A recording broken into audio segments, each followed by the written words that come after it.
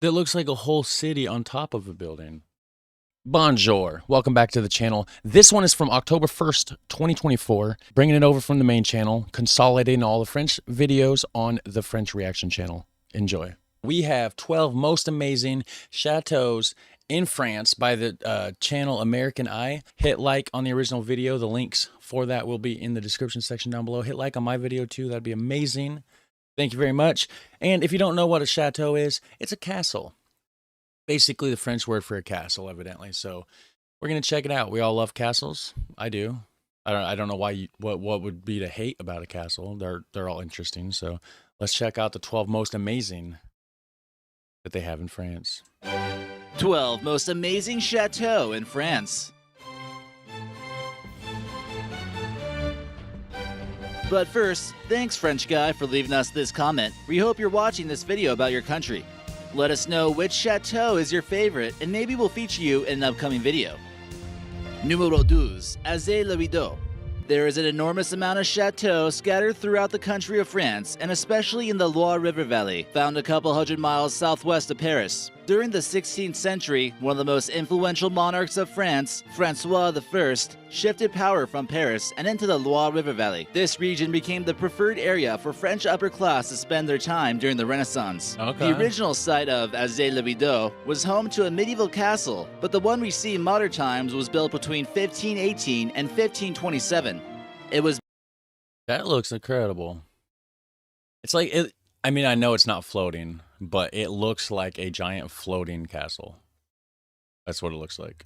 one we see in modern times was built between 1518 and 1527. It was built by Gilles Berthelot, that we see in this portrait, who had a prominent role in handling the king's finances. The picturesque chateau is surrounded by wooded forest and water, which make it a beautiful example of French architecture during this period of time. Yeah, and the towers on the corners just look so cool. Why do they look so cool? Like, just the cool circular towers. It is just super badass. Numéro 11. Chenonceau.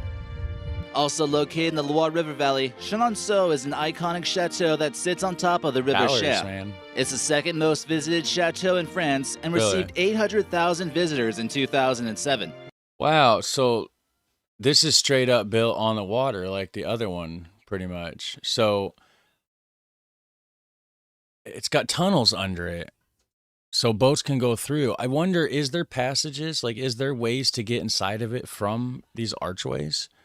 Like, does that lead into the dungeon down here or something? Like, The original castle that stood here was burnt down, but a more impressive piece of architecture took its place in 1522 after 8 years of construction. It displays an impressive mix of Gothic and Renaissance-style architecture, and it was home to many wealthy residents, including Catherine de Medici, who was Queen of France from 1547 to 1559. While it was under her control, she added many beautiful gardens. Inside, it displays an amazing art gallery. It also features many rooms in great condition, such as the room of François I. The room of Catherine de Medici is extremely well decorated and showing off incredible artwork. Numéro 10. Chateau de Sully. This chateau also is a good example of more round towers, for sure. I love the round towers, like that style. And then they all have this sort of brickwork under, like the top of the tower bulges outward, so it's not just a straight cylinder. You know, the diameter gets bigger at the top, which kind of gives it like a unique kind of feel to it. I love it. And then of course the pointed roofs on top of the towers. Example of Renaissance-style architecture found in the Loire River Valley. It was declared as a historical monument in 1931, but is still a privately owned building that's open to the public. It actually belongs to the descendant of the duke that once inhabited the chateau, but he's nice enough to let people in. Due to its picturesque architecture, it inspired Walt Disney when creating the Sleeping Beauty. Inside, you can see scenes from this fairy tale with wax mannequins. It's also notable for its garden terrace where orange trees were cultivated. That's a cool angle. Right there. That's a really cool angle of the place. Yeah. Very cool. Orange trees were cultivated. Numéro 9. Chateau de Blois. Certainly the most notable building in the city of Blois, located halfway between the city of Tours and Orléans. Many are fascinated with the amazing detail put into this chateau, especially with the staircase and facade. The staircase that rises 5 stories is a magnificent piece of architecture that was added by Francois I. The chateau started off as a feudal castle, but it was transformed into a masterpiece during the early 16th century. Francois I spent little time here, but instructed that Blois be home to the royal library, which was then later on moved to another chateau. Here you'll also find the Chambre du Roi, which is where King Henry IV spent much of his time. There's plenty of rooms here, 564 total, with 75 staircases, making this a pretty massive chateau. But it doesn't look as cool as the other ones. That staircase is pretty unique, though. It really is. Numéro 8, de Sully-sur-Loire. The area de Sully-sur-Loire fortifies has possibly been occupied since Gallo-Roman times. Yeah, that one looks cool. Something about just putting round towers on a building. I don't like... Okay, so what I was saying earlier. Look at this. Take a look at this tower on the right-hand side in the back. See how the top does not bulge out? It's just a straight cylinder. Doesn't look as cool. These ones here, the top bulges out, and then of course there's a steeper point on it too. But either way, just the fact that it bulges at the top makes it look a lot nicer. It was originally intended to be a fortification to protect the Loire River in the 12th century, but major changes were made in the 17th century in order for it to be turned into a palatial estate. Buildings for farming, a church, thicker walls, and stables were introduced, making this a formidable stronghold. The fort suffered some damage during World War II, but in modern times, it's been restored and still a popular tourist attraction. Numéro 7, le Chateau de Langeais. Situated in the commune of Langeais in the department of Indre-et-Loire, it has a more apparent medieval architecture than some others mentioned on this list. Yeah, that one definitely does have that medieval, like, raw castle look. But it's still got those cool-ass round towers. With fireplaces, it looks like. Or chimneys. But I would assume fireplaces in the top of the towers. However, it's still been occupied in both medieval times and the Renaissance, and was even home to King Louis XI. The chateau was home to numerous sieges, but most notably during the 100-Year War with the English, when they destroyed a large portion of it. In 1886, the chateau was restored and fitted with the remarkable collection of tapestries and furniture that you see here. The notable feature of this chateau is its highly decorated chimney pieces. Yeah.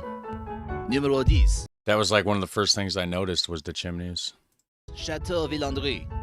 Chateau de Villandry is one of the last chateaux constructed in the Loire River Valley in 1536. It's known for its elegant gardens, which are highly decorated and take up 2 acres of land. Located just a few kilometers from the city of Tours, the Renaissance-style architecture is rather clear and bears very little examples of medieval architecture besides the one tower that was used as fortification.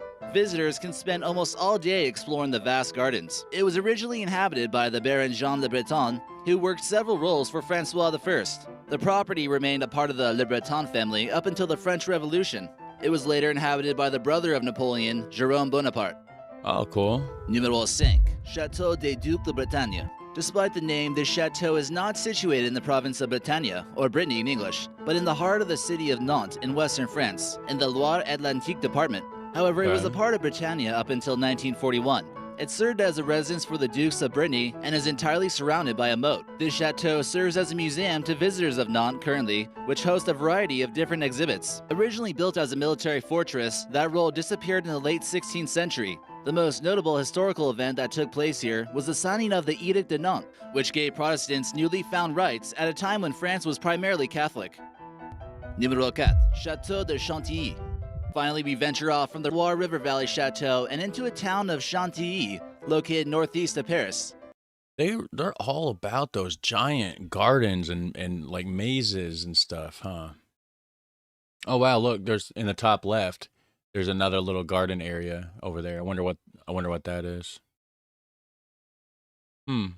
Chantilly, located northeast of Paris. This chateau is comprised of 2 main parts, Le Petit Chateau, built in the 16th century, and Le Grand Chateau, which was destroyed during the French Revolution, but later repaired in the 1870s. What you mostly need to know about this chateau is that it's the current location of Musée Condé, which houses the second largest collection of paintings in France after the Louvre. This includes works by Raphael, Fra Angelico, and Nicolas Poussin. Numéro 3. Fontainebleau.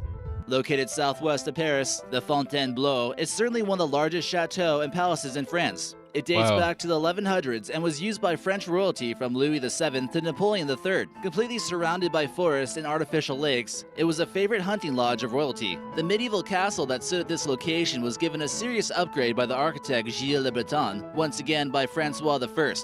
King Henry IV made additional upgrades to the palace, devoting much of his time to parks and gardens around the chateau. This lavish palace even served as a prison to a pope after Napoleon had conquered the Papal States. It continued to serve as a residence for Napoleon and Napoleon's relatives, and their bedrooms are quite decorated. Many leaders of France have their own bedroom here, but one of the most impressive is that of Queen Mother Anne of Austria that we see here. The history of this amazing chateau continues even to the Second World War, and it was used as a headquarters for NATO until 1966. Really?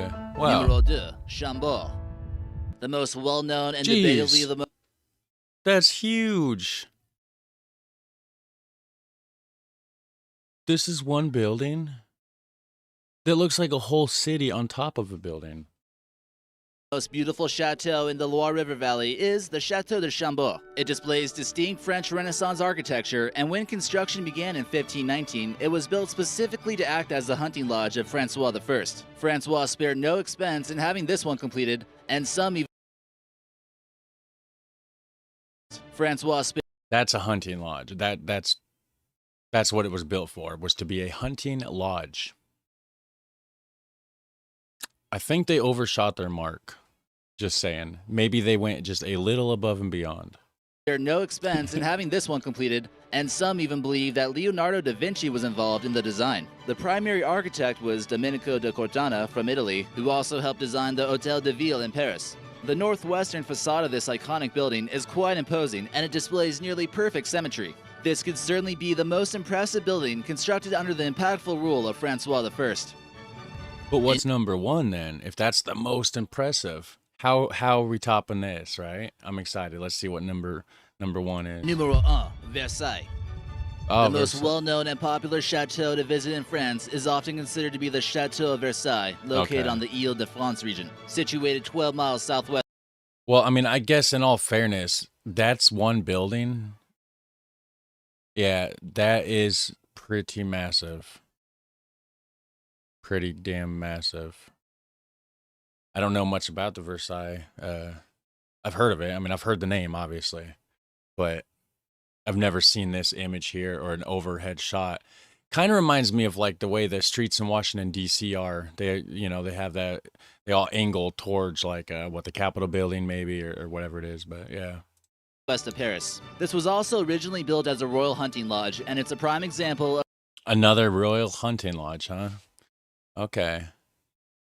royalty in France indulging before the French Revolution. Construction began with King Louis XIII, and it quickly became the new seat of French royalty. It was then home to King Louis XIV.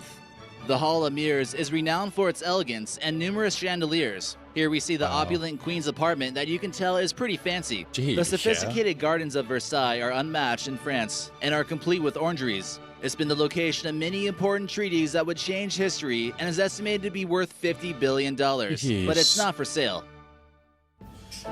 It's not for sale. Who the hell could afford it?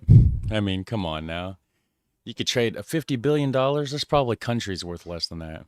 I don't know. I'm just speculating. I don't know anything. That was a good video. Thanks for the suggestion. Wow. Can I talk? I can't talk right. You guys have a super fun, awesome day, and I'll catch you in the next one. Take care. Bye.